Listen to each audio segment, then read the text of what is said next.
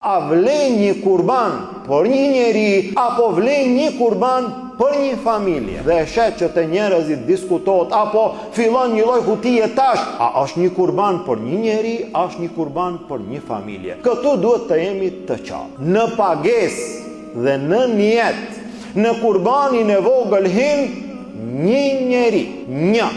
Në kurbanin e vogël, në dele, një njeri ban niyet, theret një dele. Në kurbanin e madh mund të hinë deri në 7 vet. 7 vet bajnë niyet dhe theret një lop. Në një dele nuk mund të bajnë niyet 2 vet, as 3 as 4. Në një dele ban niyet një.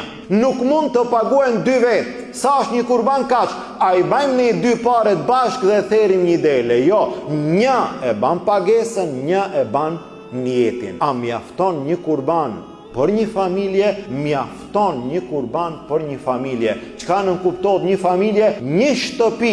Një familje në të cilët janë antarët e shtëpisë, i zoti i shtëpisë therr një kurban, e ban niyet për gjithë familjen që të kenë shpërblim, gjithë familja kanë shpërblim inshallah. Po dikush dëshiron që në një shtëpi, në një familje ti therr 2 apo edhe më shumë, a është në rregull? Është në rregull. Nëse therren 2, atëherë 2 vet bajnë niyet, nëse therren 3 vet bajnë niyet, e kështu me radhë. Mirë, po a është mundësia dhe a mjafton një të therr dhe të ban niyet që të kesh shpërblim edhe familjarët? Është një mundësi e tillë dhe kështu është praktikuar dhe është vepruar edhe te sahabët e pejgamberit sallallahu alaihi wasallam.